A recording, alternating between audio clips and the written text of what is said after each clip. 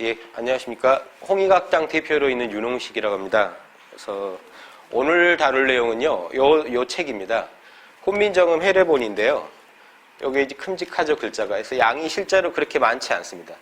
요거가 이제 1943년도쯤에 발견이 됐는데, 이게 발견되기 전에는요, 훈민정음이 어떻게 만들어졌는지를 가지고 의견이 분분했습니다. 문창사를 보고 만들었다, 뭐 여러 가지 설이 나왔거든요. 그래서 이 책이 나오고 나서야 이제 글자가 어떻게 만들었는지 발음 기관을 본떴다는 내용들이 자세히 소개돼가지고 훈민정음이 이제 제대로 된 이상을 갖게 됐죠. 그래서 이거 이제 발견될 때가 1943년도에요. 간송박물관 아시죠? 간송박물 그 간송 선생님이 이게 좀 문제가 있는 게요. 광산김 씨, 안동의 광산김 씨의 왕이 하사한 거죠. 훈민정음 해례본을. 이걸 하사했는데 가지고 있던 걸 사이가 훔쳐가지고요. 사이가 몰래 이걸 빼돌려서 간송한테 판 겁니다. 그래서 이게 그 당시 기와제 한 채가 1,000원이었다는데요. 간송 선생님이 특이하신 분이라 제값 주고 사시는 분이라 그분이 1,000원 달라고 하니까 이거를 1,000원에 살 수 없다. 10,000원 주고 사셨다는 거예요. 통이 아주 남다르신 분이라 그래서 그분이 6.25 때 도망갈 때 이거 한 권 들고 도망가셨다는 이제 전설이 내려올 정도로 이게 아주 귀한 내용입니다. 그래서 이 내용을요, 제가 중요한 부분은 거의 풀었습니다. 여기다가 풀어놨으니까요. 요걸 이제 보시고요. 이제 시중에 혹시 이런 거 이제 구하셔서 같이 보시면 더 좋고요. 완역은 아니고요. 제가 양이 많아서 되게 중요한 부분은 거의 이제 풀었으니까 제가 설명드리면서 하나씩 설명드릴게요. 근데 양이 좀 많아서요. 제가 이거 다 하지는 아마 못할 것 같습니다. 양 많죠. 그래서 근데 이 자료를 제가 드리려고 한 게요. 또 저도 좀 고생해서 만들었고 그래서 널리 이거 보시고요. 제가 혹시 안 한 내용이라도 여기 보시면 이제 오늘 강의 제가 하는 내용 가지고 이제 유추해서 보시면 아마 재밌으실 겁니다.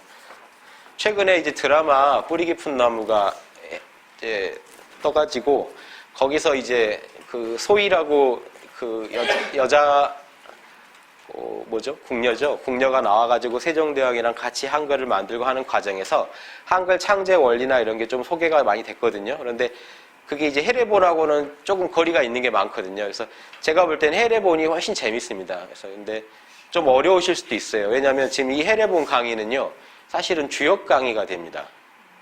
이 주역의 원리를 가지고 그대로 만들어가지고요. 그래서 제가 아무튼 최대한 오늘 알기 쉽게 제가 설명드리려고 하는데요.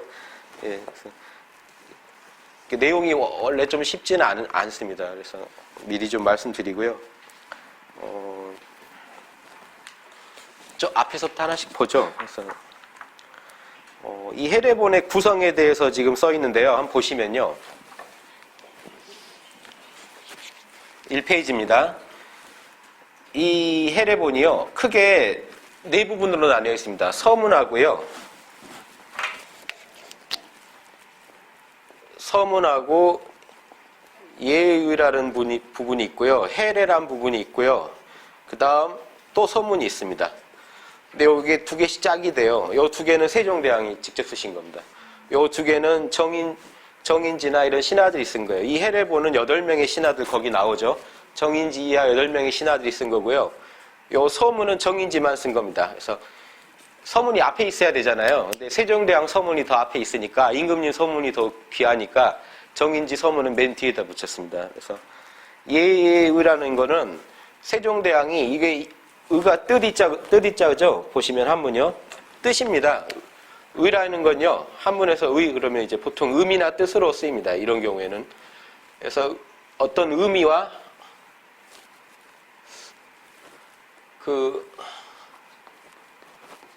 예라는 건 어떤 복이죠, 복이.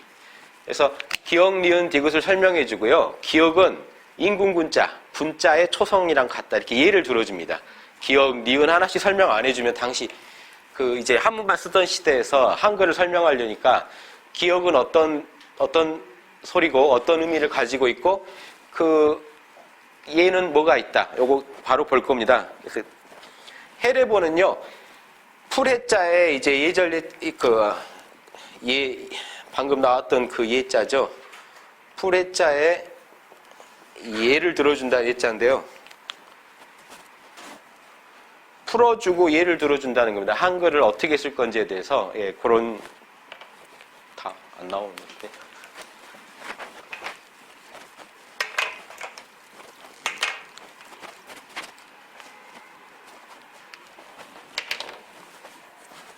정인지 드라마에 정인지 자주 나오죠. 그 세종대왕 바로 옆에서 최측근으로 나왔던 그분인데 이렇게 해가지고 집현전학자들이랑 만들었는데요. 이게 세종대왕이 만드신 겁니다. 만들어가지고 본인이 창제를 이제 보시면 음력 1443년 12월 30일 날 하시죠. 이때를 지금 북한에서는 기념일로 삼습니다. 그리고 이 해례본이 완성된 날이 1446년 9월 상순이라서요. 이때가 양력으로 지금 10월 9일이거든요. 상순이니까 10일로 계산한 겁니다. 9월 10일로 계산해가지고요. 지금 양력으로 환산하니까 10월 9일이 돼서 지금 남한의 한글날이 요 해례본 완성날이 지금 남한의 한글날이 된 겁니다. 요 뒤에 가면 9월 상순에 정인지가 쓴다라고 돼 있거든요. 요게 지금 한글날이 된 겁니다. 그래서 북한이랑 남한이랑 기념일이 다르다는 것도 아실 수 있고요. 이게 집현전 학자들이잖아요. 정인지 이하 대부분 집현전 학자들인데 그 반대 상소했던 채말리나 이런 분도 집현전 학자들이죠. 그래서 집현전 내부에서도 반대가 있었던 거고요. 세종대왕이 자신의 어떤 그 세자나 공주들의 도움을 받아가지고요. 특히 여자 공주가 이제 그 세조 누이죠. 한글을 만들 때 아주 중요 부분을 풀기도 하고 이런 이제 야사가 내려옵니다. 그래서 세조도 훈민정음 창조에 이제 그 만들고 하는데 도움을 많이 주거든요. 그래서 세조나 그 자식들, 그러니까 세종대왕이 자신의 자식들하고 먼저 많이 시작을 합니다. 아이디어를 내 가지고요. 그래서 나중에 이제 신하들한테 조심스럽잖아요. 신하들한테 이제 협력자들을 구해서 신하들한테 이제 같이 연구를 시켜서 만든 게 이 해례본입니다. 그래서 앞부분은 세종대왕이 직접 쓰시고요. 이제 신하들한테 명해가지고 좀 자세히 풀어봐라. 기역, 니은, 딕을 아야어요 이걸 세종대왕이 쓰신 다음에 해례본에서는요, 구체적으로 지금 이게 초성, 중성, 정성 나눠가지고 어떻게 만들어졌고 어떤 역학적 원리를 가지고 있는지 이제 이런 걸 설명한 부분입니다. 지금 순서는 맨 뒤에 있는데요. 한번 가보시죠. 21페이지 보시면요.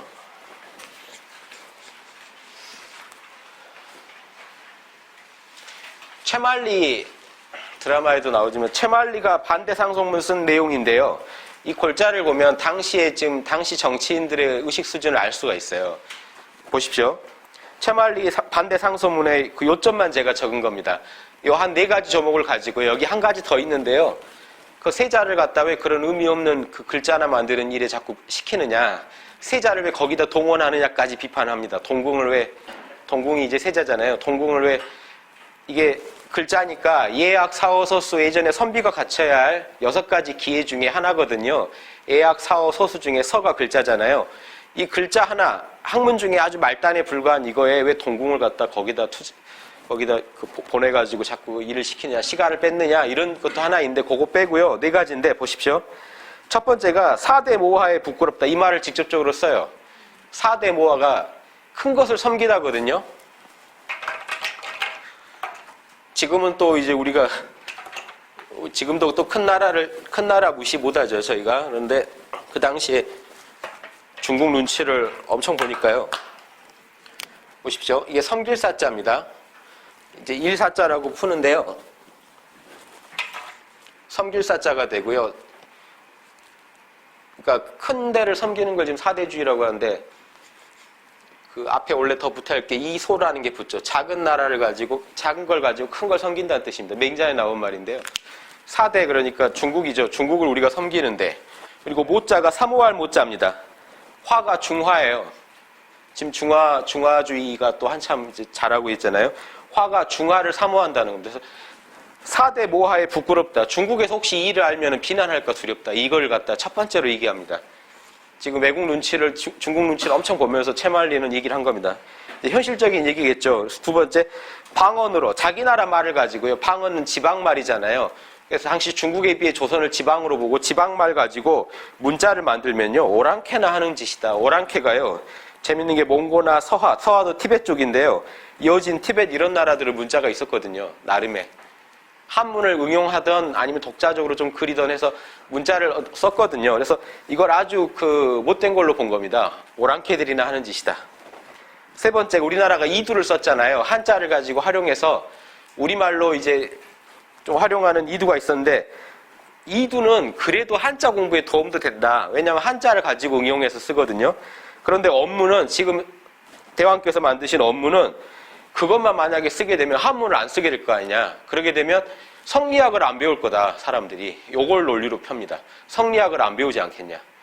그러니까 뭐랄까요. 서양으로 치면 라틴어예요. 이 한자가. 라틴어를 안 배우면요. 고급 철학을 할 수 없다고 생각합니다. 유럽에서는요. 그래서 그것처럼 우리나라에서 이 한자를 안 배우면 이 고급 정보들을 얻지 못하지 않겠냐. 이런 당시 이제 지식인으로서 할 수 있는 얘기인데요. 이런 비판을 하고요.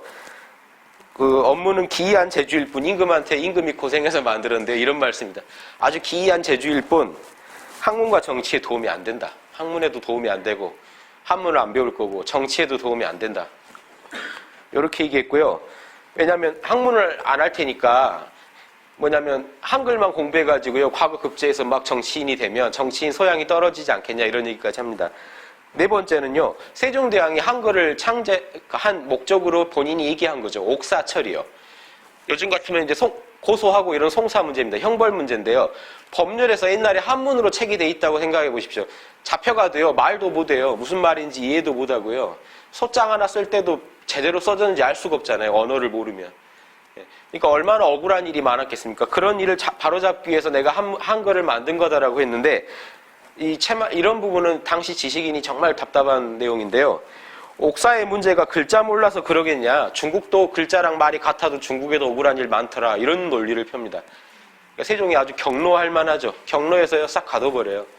그래서 하루 만에 훈방해 줍니다. 한 명만 찍혀서 아주 당해요. 한 명은요 세종대왕을 너무 또 이제 이런 자체를 다 막 부정해 버려요. 한글 가지고 교화하는 그 자체를 갖다가 반발하니까 크게 당하고 나머지는 그냥 이제 봐줍니다. 하루만 이제 감방에 한번 갇혔는데요. 근데 이런 말 이제 왕이 경로할 만하죠. 중국은 글과 말이 같아도 억울한 일 많다. 근데 그러니까 이 세종대왕이 지금 한글을 만들 때 제일 앞에 내세웠던 게 옥사 문제라는 것도 아시겠죠.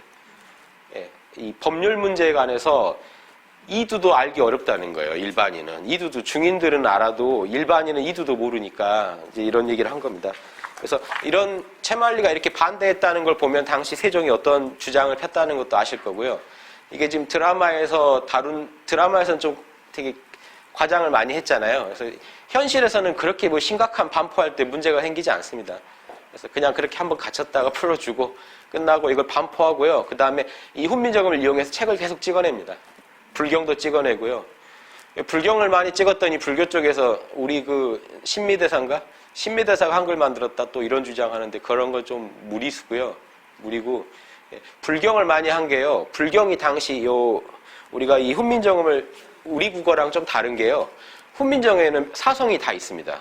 평성, 상성, 거성, 입성 우리가 중국어엔 지금 있잖아요. 우린 지금 거의 안 쓰거든요. 상성이나 거성이요. 상성이 올라가는 소리고요. 거성이 큰 소리인데 이런 소리는 우리말에 중세 국어에서 이런 말은 우리말에 오면 다 긴 소리로 바뀝니다. 이제 길고 짧고로 바뀌어요. 그러니까 사성을 거의 안 쓰는데 이 당시엔 사성을 썼거든요. 그러니까 노래 같았다고 보실 수 있겠죠. 한국말이 좀 노래 같았다라고 느끼시면 될 겁니다. 그래서 불경을 많이 번역한 것도요. 불경이 암송을 해야 되니까 그게 노래잖아요. 예, 노래처럼 그게 이제 불교 나름의 부호도 써가지고 그거를 어떤 가락을 만들어서 읽거든요. 그래서 그게 이제 또 한글 창제에 도움이 많이 됩니다.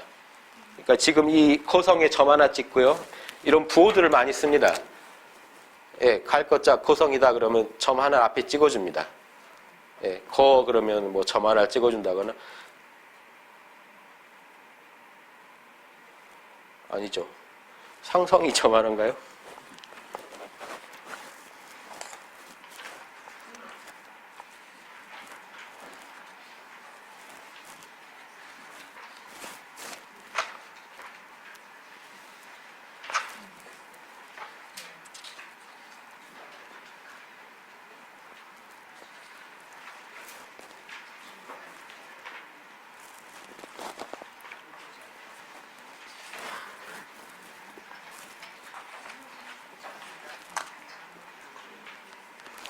뭐 가다 나오겠죠 뭐.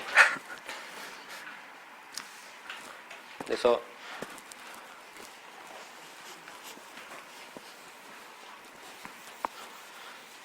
하여튼 이 채말리가 이렇게 강하게 반대를 하는데도 이제 세종대왕은 이렇게 주장하신 이걸 계속 밀고 나가신 이유가 있는데요. 제목 보시면 아실 수 있죠. 훈이라는 게 이렇게 안 지워지죠. 훈민이라는 게요, 백성을 가르친다죠. 백성을 가르친다고 정음은 바른 소리라는 건데요. 이 의미를 좀 깊이 좀 이해해 보시면 좋겠는 게, 훈민이라는 게 백성을 가르치겠다는 건데, 뭐가 있냐면요. 당시 대표적으로 세종대왕이 전파하고 싶었던 게요, 농사 기술도 전파하려고 했죠. 이런 정보 같은 거요. 백성들한테 수확량을 올리려고요, 농사 기술을 전파했는데, 한자로 된 책이잖아요. 안 퍼져요. 백성들이 이해를 못합니다. 법률 문제도 크죠. 또 하나가 상강행실도도 만들죠. 윤리도 전파하려고 하는데요. 그때 세종대왕이 충격을 먹은 게 이제 자기 아버지를 살해한 사건이 일어나요. 요즘도 뭐 연일 신문에 한 번씩 나오지만, 연일은 아니지만, 그런 좀 폐륜 사건들이 자꾸 나니까 세종대왕이 깜짝 놀랍니다. 이거 내가 정치하는데 이런 일이 있을 수 있나 해가지고 상강행실도를 만들어서 퍼뜨리는데, 한자거든요. 그러면 그걸요, 한문을 읽을 수 있는 사람이 보고 얘기를 해줘야 됩니다. 복잡해지죠. 예. 그러니까 이런 문제들이 생기니까 백성을 바로 가르쳐야겠다, 교화를 시키려면은, 이게 결국 무슨 문제냐면 소통의 문제입니다. 백성들과 내가 소통이 안 된다. 백성들이 알기 쉬운 언어가 하나 나오면 소통이 될 것다 하는 의미에서 훈민입니다. 백성을 가르쳐준다. 이 정음이라는 건요, 음을 바로 잡는데요. 이 훈민정음 작업이요, 여기서 끝나는 게 아니고, 여기는 우리나라 지방 사투리까지 다 수집을 해가지고 정리한 겁니다. 그거를 우리말로 표기하려면 어떻게 해야 될까 연구한 게 훈민정음이라면요, 요게 만들어지자마자 이제 그 전에부터 연구를 한 거죠. 중국 한자음도 연구를 다 해요. 중국 한자음 표기 발음, 이제 표준 발음을 연구합니다. 이제 그런 성과가 여기도 나오는데요. 여기 지금 한자 같은 경우 이 음이 적힐 때 이 어떤 이 표준 발음을 이제 쓰는 거거든요. 그래서 정음이라는 게 백성을 가르칠 때 한글을 갖다가, 지금 제가 하는 말 있잖아요. 하는 말이라는 그 말을 정확히 표기하는 것도 정음이 하나인데, 이제 또 큰 의미로 보면 이 한글을 가지고요, 한자음을 싹 통일합니다. 그 전까지 통일이 안 됐었어요.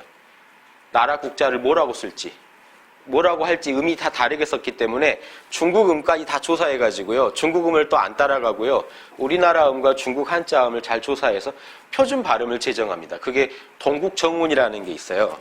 예, 동국정운이라는 이 자료 안에 나올 겁니다. 예, 자료 안에 나올 거고요. 동국정운이라는 이것도 이게 이제 1448년쯤에 나옵니다. 이 책을. 그래서 지금 이 두 가지 작업을 통해서요, 우리나라가 그 전에 이제 못하던 일을 해요. 우리말을 적는 글자를 만들고요, 중국 한자음을 통일하고 중국 한자음을 어떻게 표기할지를 정합니다. 그래서 이런 이제 좀 큰 일을 하시죠. 이게 같이 봐가지고 훈민정음하면은 이제 한자음까지도 정확히 적을 수 있게 됐다고 보셔야 돼요. 그래서 양반을 위해서는 양반들한테는 한자음을 정확히 적는 게 중요할 거고, 백성들한테는 자기가 하는 말을 정확히 지금 글자로 옮길 수 있다는 게 되게 중요하죠. 그리고 이제 훈민이라는 건요, 지금 자료 보시죠. 제가 보시면 이 훈민이라는 의미를 잘 알 수 있는 게 서문이거든요. 그 첫 번째 서문 보시면요, 우리나라 말이 중국과 달라서, 이게 잘 아시죠? 워낙 이제 유명한 말인데, 우리나라 국지 어음이요, 우리나라 말인데요, 2호 중국이 중국과 달라서입니다. 중국하고 말이 달라요. 그래서 지금 우리가 쓰는 거는 중국 문자를 쓴 거잖아요. 한자라는 건 중국 문자니까 중국 문자랑 서로 소통이 안 된다는 겁니다. 말이랑 중국 문자랑. 그래서 어리석은 백성이 유소요건이라는 게, 말하고 싶은 게 있어도 종래 그 뜻을 펼 수가 없다. 무슨 자기 하고 싶은 말을 다 못한다는 겁니다. 한자가 한계가 있으니까요, 우리말을 적는데. 그래서 내가 이를 안타깝게 여겨서 새로 28자를 만드니, 이는 사람들로 하여금, 이게 훈민정음의 이제 목적이죠, 쉽게 익히기 되게 쉬운 글자를 만든 겁니다. 쉽게 익혀서 일용에, 일상생활에서 쓸 때 아주 이제 편하게 쓰게 하기 위함이다, 이렇게 말씀했는데요. 여기서 이제 28자를 만들었다는 게요, 이게 의미가 있는 게, 예전에 이 동방에서는요, 하늘의 별자리를 28개로 나눠서 봤습니다. 이게 나름 하늘의 별자리에 이제 상응하게 하려고 이제 28자를 제정한 거죠. 그 10,000원짜리 혹시 갖고 계시면요. 10,000원짜리 뒷면을 보시면요. 하늘에 이 피자 조각처럼 쪼개놨습니다. 그쵸?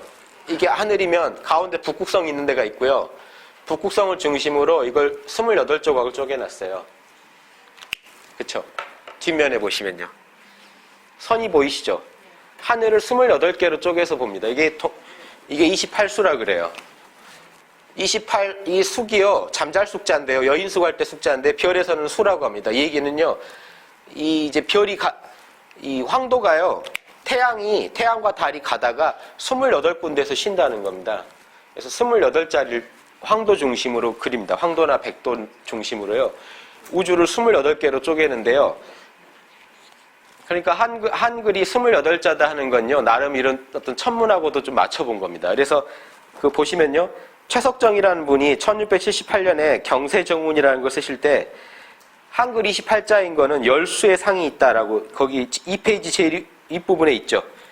최석정이라는 분이 28자는 열수의 상이 있다 하는 게 이겁니다.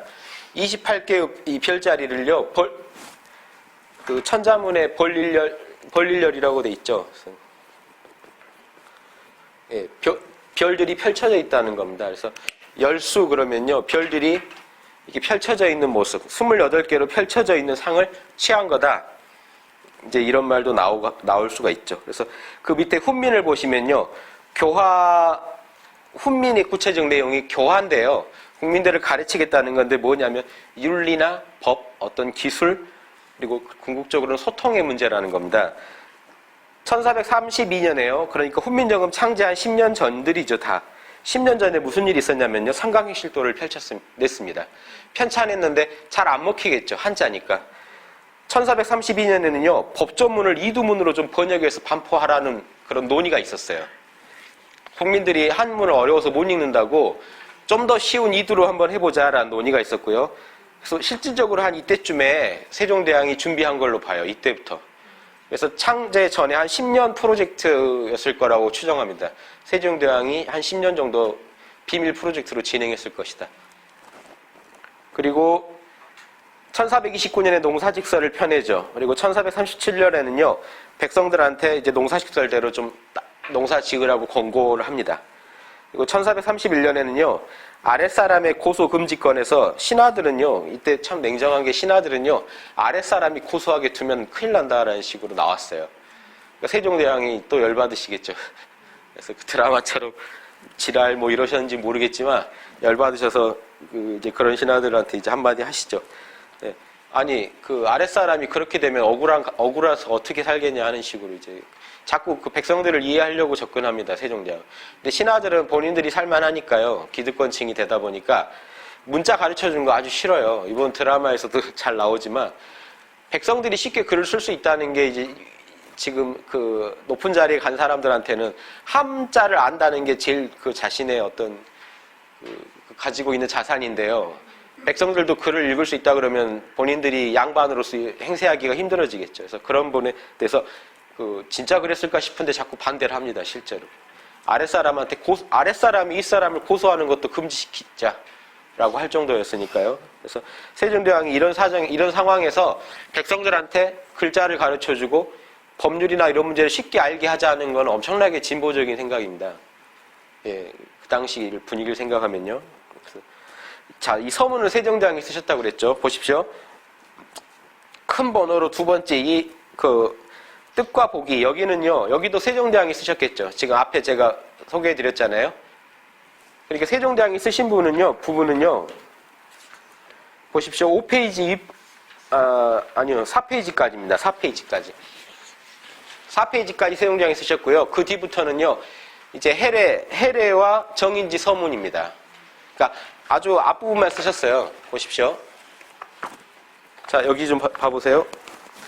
이게 훈민정음 지금 나란말씀이 중국에 달라 여기가 이거 한 장이고요. 이제 기역 니은 디귿 바로 들어가죠.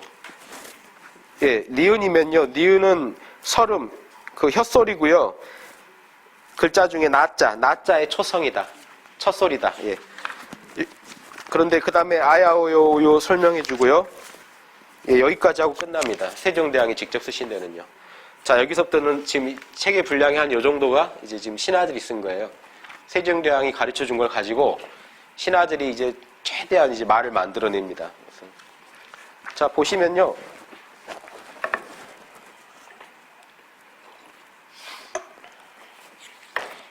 제가 다 이제 풀어놨거든요. 이 페이지 보시면 기억 나오죠? 다는 안 보고요. 몇 개만 볼게요.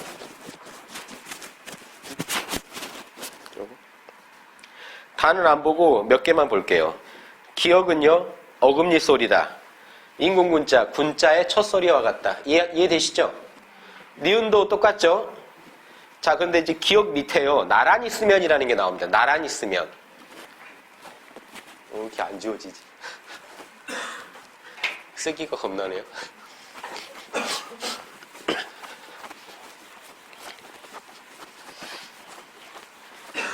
우리가 항상 쓰는데도, 예.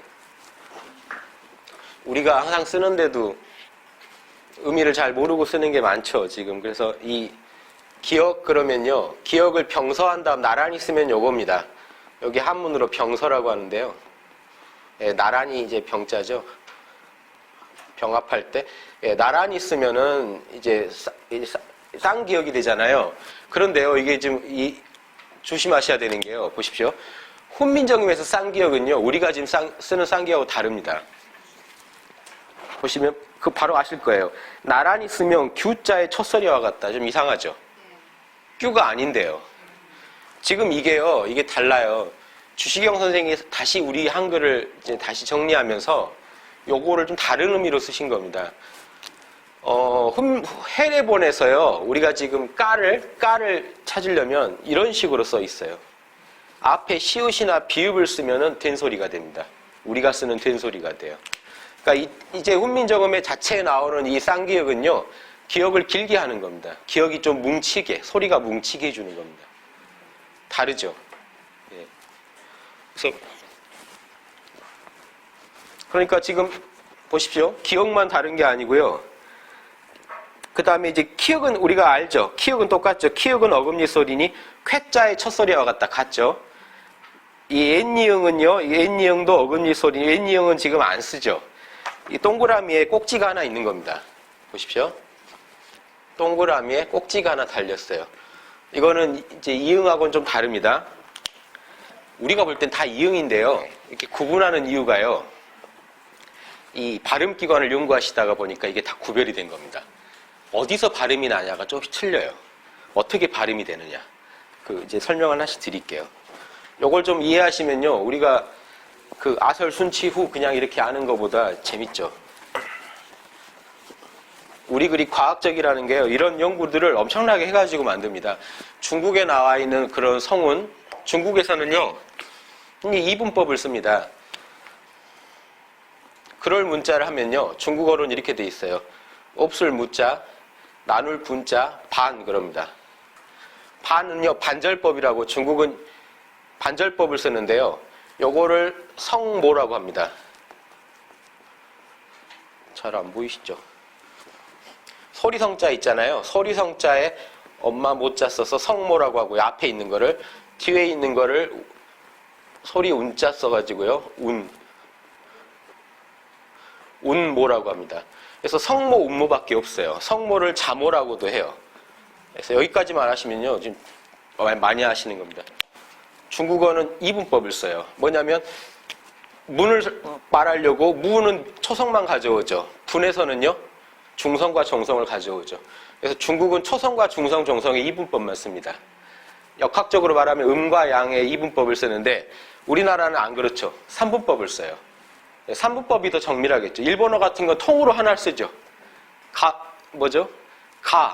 나 이렇게 통으로 배우잖아요.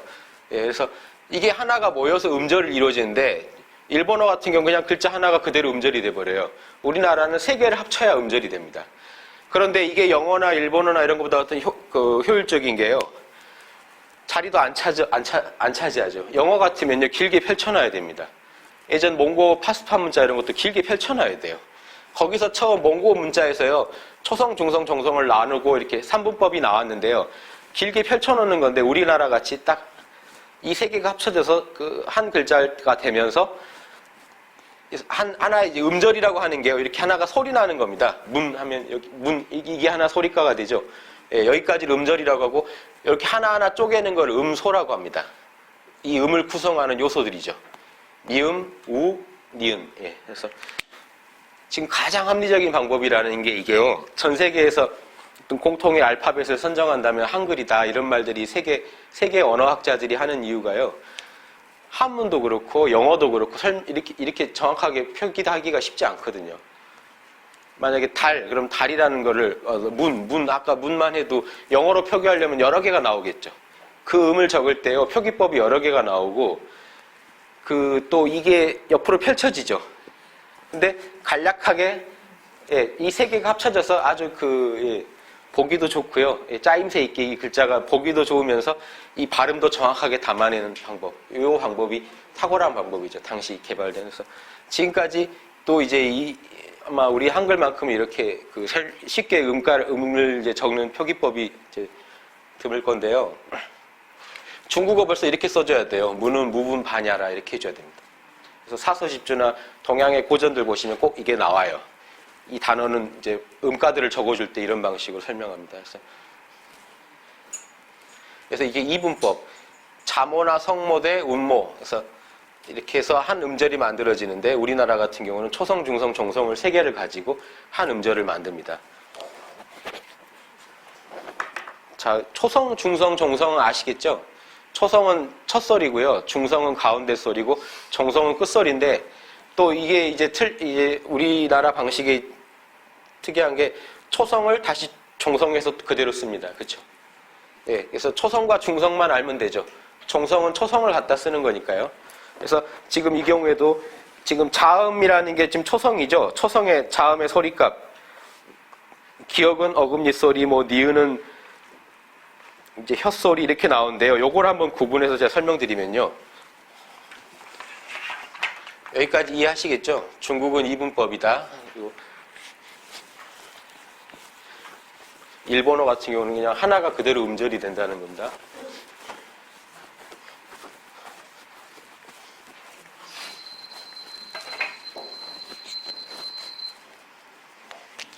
자, 아설 순치우를 한번 제가 설명해 드릴게요.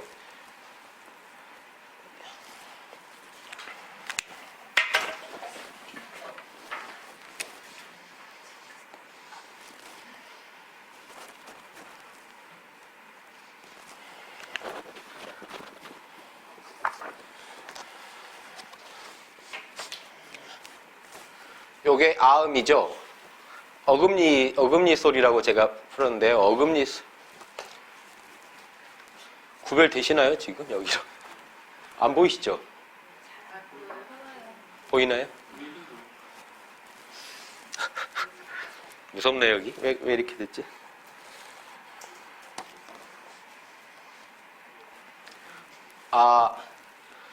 설, 순, 입술 순자입니다. 순, 치, 후. 이 이빨치자 보시면요. 보세요. 이빨치자가요. 위에가 그실치자고요. 이게 이빨들입니다. 요렇게 이게 입이거든요. 위에가 왜 그실치자면요. 우리 씹을 때 위턱은 그대로 있죠. 아래턱만 움직이거든요. 예. 그래서 이게 이빨치자입니다.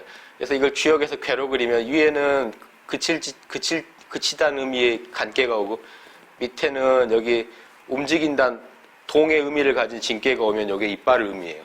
위엔 가만히 있는데 밑에만 움직이거든요.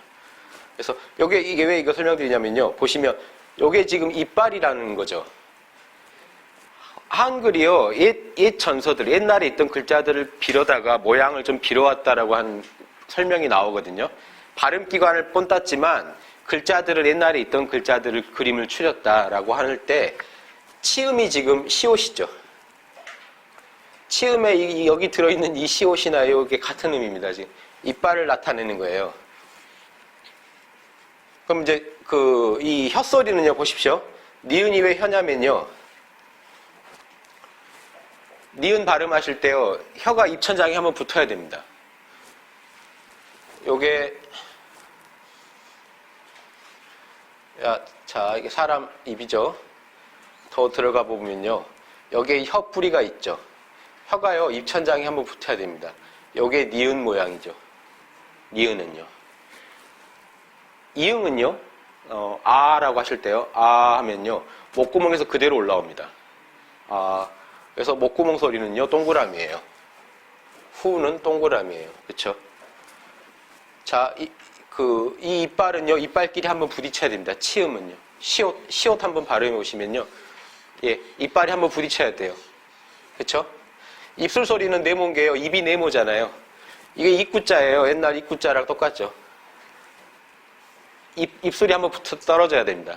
미음. 예, 비읍, 피읍 다 똑같죠.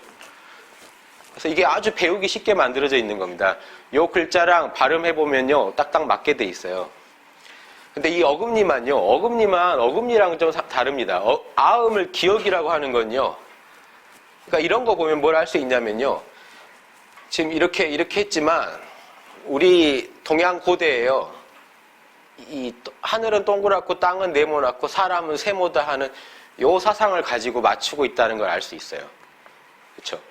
뭐냐면요. 지금 쪼개진 것들을 합쳐보시면 동그라미랑 세모, 네모, 기역, 니은도 합치면 네모가 되게 돼 있거든요. 그래서 기역을 씁니다. 여기서 기역은요. 어금니 소리면 어금니를 가지고 설명할 수도 있잖아요. 그런데 여기서 기역은요. 기역 발음을 하실 때 해보시면요. 혀 뿌리가 지금 목구멍을 한번 닫았다 열립니다. 그게 기역이에요. 혀 뿌리가 지금 목구멍 뒤를 한번 닫았다 열립니다. 기역. 그러니까 자 보십시오.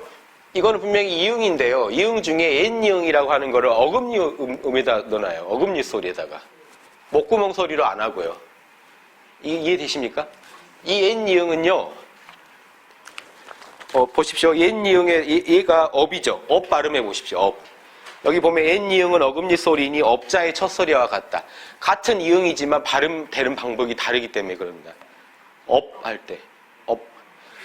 업 할 때 목구멍이 한번 닫힌다고 보는 거예요. 목구멍이 안 닫히는 이응이 있고 닫히는 이응이 있더라는 겁니다. 목구멍이 한번 혀뿌리로 닫히면요. 어금니 소리에다가 지금 넣는 겁니다. 이해되십니까? 그러니까 같은 이응이라고 해도 어디에 위치하냐에 따라 다르겠죠. 보십시오. 옛 이응은 이런데요. 그냥 이응은 어떤가 보십시오. 그냥 이응은 뒤에 있죠. 3페이지예요. 3페이지 세 번째, 밑에서 세 번째 있습니다. 이응은 목구멍 소리니 욕자, 욕망할 욕자의 첫 소리라고 했다. 욕 해보십시오. 욕할 때 그냥 나오거든요. 예.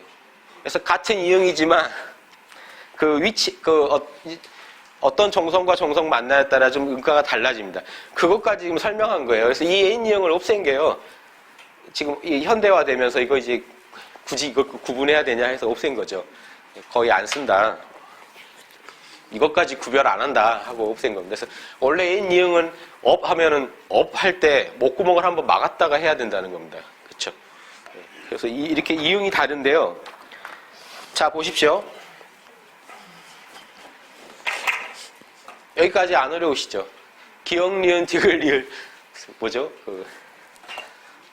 무슨 한글 학교 이런 거 지금 하는 기분인데요. 그래서 우리나라 글이 제가 이 훈민정음을 꼭 소개해드리고 싶었던 게 여기 담긴 철학이 재밌어서 그래요. 저는 한글도 재밌는데 이런 실용적인 한글과 동양의 음양오행 철학이 만나는 걸 써놓은 게 이 해례본이거든요. 정말 대단한 글입니다. 왜냐하면 주역을 공부하시기 전에 요걸 정확히 이해하시면요. 주역에 대한 엄청난 지식을 얻을 수가 있습니다. 음양오행과 더구나 우리가 쓰는 한글이기 때문에 이론적이지만 않죠. 쓰는 걸 가지고 음양오행을 얘기하니까 벌써 여러분은 오행을 아시는 게요. 어금니, 혀, 입술, 이빨, 목구멍 하면요. 목구멍은 오행으로 지금 물러보는 겁니다. 이빨은 단단하죠. 목구멍은 깊숙하니까 물이 깊은 걸 의미하거든요. 이빨은 단단하니까 쇠고요.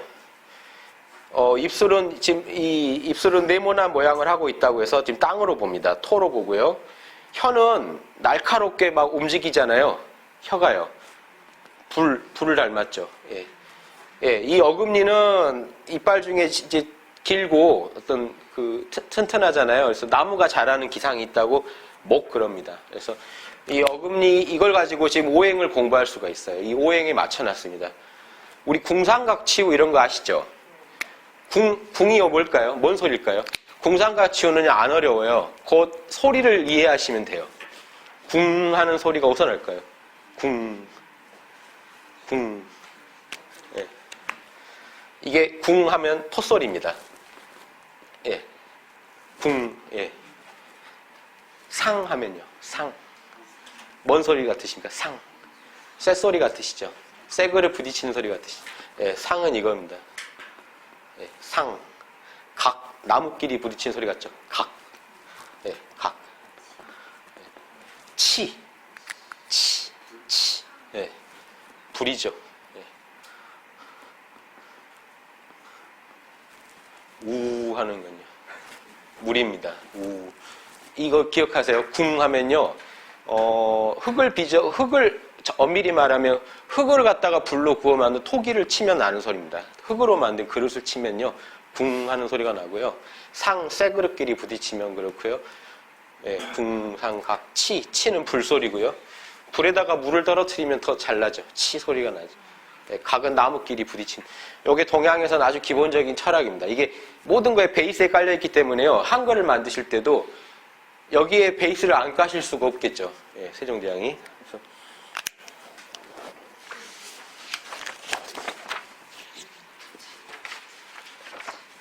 근데 이게 지금 재미있는 게 이걸 엮으면요. 보십시오. 이게 우리나라 고대 이제 단군 신화랑 연결되는 게요. 단군이요. 거기 보시면 환웅 신화죠. 단군이라기보다 환웅이 하늘에서 내려올 때 환인이 이걸 줍니다. 천부삼인이라는 걸 줘요. 천부라는 건요. 천부라는 건 동양에서 부는 어떤 부절이라고 하는 게 있거든요. 옥을요 2개를 딱 쪼개요. 옥을 쪼개요. 하나를 넣어주고 하나를 나 갖고 해가지고 나중에 맞춰서 딱 맞아야겠죠. 여기에 부입니다. 그러니까 천부라는 건요. 하늘하고 딱 맞는 거라는 겁니다. 하늘하고 딱 부합한다. 우주랑 완전히 부합하는 도장입니다. 우주랑 완전히 우주를 상징한 도장을 3개를 줬다는 겁니다. 그래서 지금 그걸 추정하기를 청동거울, 청동방울, 청동검 그런데 거울은 동그라미고요. 방울은 네모를 상징하고 검은 날카로운 세모를 상징해서 사실은 요걸 준 겁니다. 동그라미, 네모, 세모. 요게 천부삼인이에요. 3개의 도장을 줬다는 게요. 왜냐하면 여기면 우주가 다 설명이 되거든요. 동그라미, 네모, 세모면요. 우주를 다 설명해요. 동양에서. 이게 재밌는 발상이죠. 요거를 일본이 그대로 본따서요. 일본의 삼종신기라는 게 있죠. 일본은 동그라미를 청동거울이 아니라 고곡을 갖다 여기다 놓고요. 고곡, 청동방울 대신에 일본은 여기다가 거울을 둡니다. 거울의 평평한 걸 취한 겁니다. 검은 똑같아요. 우리는요, 청동거울이 둥글다 하는 측면, 청동방울이요, 이 네모가 아니라 이런 방울이 있죠. 우리 주몽 이런 데 잘 나오는. 방울이 8방으로 달려있는 거 있잖아요. 예, 요걸 보는 겁니다. 여기 끝이 방울이 돼 있어요. 딸랑딸랑하게 돼 있는데, 이게 왜 네모냐, 땅이냐. 네모를요, 2번 돌으면 저게 됩니다. 그래서 동양에서는 동서남북 사방을 이게 이건 8방입니다. 땅을 한 번 더 쪼갠 거예요. 그래서 8방을 상징한다고 해서 땅, 검은 뾰족하니까 사람입니다. 예.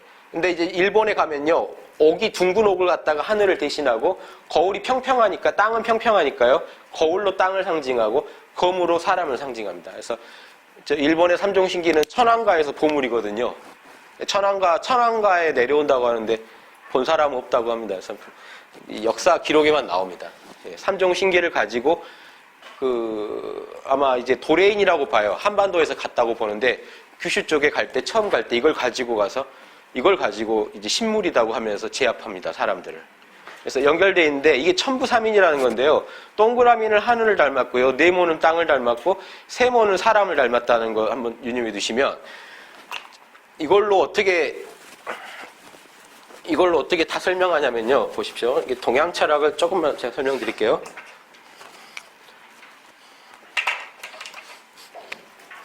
자, 이걸 합치면 어떻게 될까요? 이게 요게 이런 거는 익숙하시죠? 상평통보 이런 거 보면 천원 지방으로 만든 거예요. 하늘은 동그랗고 땅은 네모나다. 이걸 끝까지 붙이시면요. 이렇게 붙겠죠? 삼각형을요, 여기다 이렇게 나누면요. 삼각형이 4개가 나오겠죠. 요게 이제 그 천부삼인의 원 모양일 거라고 그 제 선생님이셨던 그 봉우 권태곤 선생님이 대종교에서 총 그 제일 어른을 갖다 이제 한 10년 하셨던 분이 계신데요. 그분이 대종교에서 지금 단군을 모시는 데서 천부삼인이라고 하는 마크가 이렇게 씁니다. 동그라미, 네모, 세모. 이것도 일리가 있죠. 근데 그분이 제일 어른 하시면서 이렇게 하면은 좀 설명이 잘 안 되는 게 있다. 이렇게 해야 맞다. 그래서 주장하셨는데 제가 이제 이걸 그린 이유가 지금 여기 다 들어있죠. 동그라미, 후음, 네모는요, 입술 소리, 이빨은요, 치음, 기억이 있죠. 니은도 있죠. 예, 이거 하나면 다 들어. 그래서 세종대왕이 만들 때 옛 전설을 본땄다고 하지만 사실은 동그라미, 네모, 세모를 가지고 쓰고 있다는 걸 이해하실 수 있죠. 아무 전서나 막 갖다 쓰질 않는. 그럼 이걸 보면은 어떤 이런 하늘은 동그랗고 땅은 네모나고 사람은 서 있다. 요게 서 있다는 의미입니다. 사람이 세모는요, 머리는 원을 닮아서 동그랗고 발은 땅을 닮아서 둘로 쪼개져 있기 때문에 사람은 세모로 그립니다. 그러니까 몸뚱이는 땅을 보십시오. 우리 몸뚱이는 땅 거죠, 다. 근데 하늘 건 뭘까요? 정신이에요. 정신은 하늘이에요. 왜냐하면 형체가 없거든요. 그래서 형체가 없는 하늘과 육신을 갖고 있다고 해서 삼각형입니다. 그러면 생명이 있는 건 다 삼각형이에요. 보십시오. 천지 만물 할 때요. 만물이 이 삼각형 4개로 다 표현이 되는 게요. 사람은 머리를 똑바로 서 있거든요. 이게 사람이면 이건 뭘까요? 동양 철학에서 머리를 땅으로 쳐박고 있는 놈이 있어요. 만물 중에요. 만물 천지 빼고 만물은요. 흙이나 이런 건 지에 들어갑니다. 천지 만물은요. 이겁니다. 동물, 식물, 인간이에요. 머리 땅에 쳐박고 있는 건 뭘까요? 머리를 땅에 쳐박고 있기 때문에 못 움직여요. 식물이에요. 생식기가 위로 나와 있잖아요. 식물은. 동물은요. 요 두 놈들은요. 머리를 옆으로 두고 다녀요. 똑바로 못 서서 다니는 애들이에요. 동물들이에요. 요건 인간이고요. 요거 하나면요. 요 그림 안에 천지 만물이 다 들어있죠. 이렇게 설명해야 이게 옛날 천부인이다라고 이렇게 주장하신 걸 들었어요. 그래서 지금 재밌는 거는 이 원리에 지금 이 한글도 어긋나지 않고 재밌는 게요. 지금 저 만주 고조선 땅에서요. 고조선에서 중국이 여러분도 아셔야 되는 게 이 고조선 지금 홍산 문화라고 하는데요. 고조선 땅에 가서 중국이 자기들은 양자강에서 시작된 문화거든요. 여기서 황제가 주도해서 시작된 문화인데 이 홍산도 자기들 여기 조선 자치주도 있고 저기 뭐죠? 북한 문제도 있고 해가지고 여기를 팠어요. 동북공정이랑 서북공정도 있고 여러 가지가 있는데 여기를 파다 보니까 중국에서 놀란 게 황제는 동이족이 아니고 치우라는 동이족이 있었는데 황제가 치우를 잡고 황학유역에서 중국을 세웠다. 이게 기본 사마천 사기 이래 기본 입장이었는데요. 동북공정을 해서 홍산 쪽을 팠더니 한 10,000년 전까지 나오는 거예요. 문명이. 더구나 골 때리는 게 여기서 뭐가 나왔냐면요. 동그라미 제단이 나오고요. 땅에다 제사 지내는 네모난 제단, 조상한테 제사 지내는 십자가 모양의 제단 종묘가 나온 거예요. 그러니까 지금 중국에서 여기서 이 십자가 모양의 지금 이 조상신한테 제사 지낸 데서 웅녀 모양의 여자 동상이 나오고요. 용이나 봉황 토템들이 막 나왔어요. 옥으로 만들어진. 그러니까 지금 중국에서 다 중국 거로 알고 있던 용이니 봉황이니 천원 지방설, 하늘은 동그랗고 땅은 네모나다는 설이 다 여기서 나왔다고 지금 중국에서도 인정하고 있습니다. 왜냐, 중국은 여기까지 지금 자기들이 지금 이제 조상을 이리 바꾸고 있어요. 황제가 여기서 왔다로 주장하면서 황제가 동이족이고 치우는 동이족 아니다라고 바꾸고요. 지금 이게 동북공정에서 일어난 일입니다. 그러니까 이 홍산 문명에서 한쪽이 내려와서 은나라가 되고 한쪽이 옆으로 빠져서 고조선이나 부여가 됐다는 겁니다. 그래서 북한까지 사실은 지금 중국이랑 한 족속이라는 거예요. 그럼 우리 남한은 다를까요? 백제는 부여에서 왔는데요. 신라는 기마민족 저 북방에 기마민족이 내려왔고요. 그러니까 결국 중국 측 주장대로라면은 중국이랑 우리랑 한 이 족속이 되는. 그래서 중국이 이걸 지금 주장하고 있는데 재밌는 게 우리가 고조선 문화라고 우리 조선의 고조선 문명의 뿌리라고 한 데서 동그라미 네모나 요걸 지금 네모나 합치면 삼각형이 되죠. 첨부 3인에 해당되는 것들이 다 나왔어요. 실제로 유물로. 그러니까 제가 그 선생님한테 배울 때는 그런 유물 없을 때 들었는데 지금 조사된 바로 저게 나오는 거 보고 놀랐습니다. 그래서 우리 한글을 연구할 때도 동그라미, 네모, 세모를 가지고 보셔야 됩니다. 자, 이게 세종대왕이 이걸 그러면 동그라미, 네모, 세모의 그런 천지인을 그렇게 신경 썼겠는가 실제로 그 증거가 있는 게 보십시오. 자음은 이렇게 만들었죠. 모음 만들 때 보면요. 동그라미를 줄여서 이걸 하늘을 상징했습니다. 아래아요. 땅은 네모나니까 네모를 줄여서요. 평평하다고 땅은 해서 지. 사람은 서 있죠. 하늘과 땅 사이에. 예. 그러니까 이게 천지인 시스템이죠. 지금 문자. 핸드폰도 천지인으로 하는 게 요거 세 개로 다 하죠. 예. 천지인으로 다 만들었거든요. 한글을. 모음을요. 그 모음만 이렇게 만들었는 게 아니라 자음도 만들었다는 게 자음은 지금 오행으로만 만들었다고 돼 있지만 동그라미, 네모 합치면 동그라미, 네모, 세모가 된다는 것도 주목하시라는 겁니다. 자음도 결국 천지인에서 만들었다는 것도 알 수 있다는 거예요. 천지인의 본 모습이 동그라미, 네모, 세모거든요. 그러니까 동그라미, 네모, 세모를 축약해서 동그란 점입니다. 이건 그냥 점이 아니고 동그란 원점이라고 표현이 돼 있어요. 해례본에 원점이다. 동그란 점을 하나 찍. 요거 지금 이제는 안 쓰죠. 예, 아래아. 아와 오의 중간 발음이란데 뭐 저도 잘 못하겠습니다. 근데요, 이거 보시면 요 음도 서로 다른 게 우주가 만들 때 하늘이 먼저 나오겠죠. 땅이 그 다음 나오고 사람이 그 다음 나오니까 요거 붙이는 것도요, 이거 만드신 분들 보면 정말 대단한 게요. 이 발음 한번 해보십시오. 아든 오든요. 하면 저 후설 모음입니다, 이게. 혀, 저 끝부분에서 소리가 나요. 은은요, 중간에서 소리가 나요. 중설 모음이에요. 하늘이 생긴 다음에 땅이 생겼다는 겁니다. 이걸 다 설명을 해놨어요. 이는요, 앞에서 나옵니다. 그쵸? 이는 앞에서 발음이 됩니다. 사람이 제일 끝에 나왔다는 겁니다. 이 동양 철학에서 하늘이 자시에 열리고 축시에, 그 다음 축시에 땅이 열리고 인시에 사람이 나왔다고 하는 게 있거든요. 자축인묘 중에 자시면 우리 시간으로 하면 11시에서 1시죠. 예, 자정. 축시가 1시에서 3시. 그때 땅이 나오고요. 이제 우주의 시계로 치면요. 인시, 3시부터 5시 때 사람이 나왔다는 거예요. 예. 이런 논리에 조금 이따 뭐 다시 나오겠지만 이런 논리를 가지고 한글을 만들었다면 천지인 시스템. 천지인 체계를 가지고요. 자음도 거기서, 모음도 거기서 나왔다고 보시는 게 일단 이제 맞다는 겁니다. 예. 잠깐 한 5분 쉬었다 다시 하겠습니다.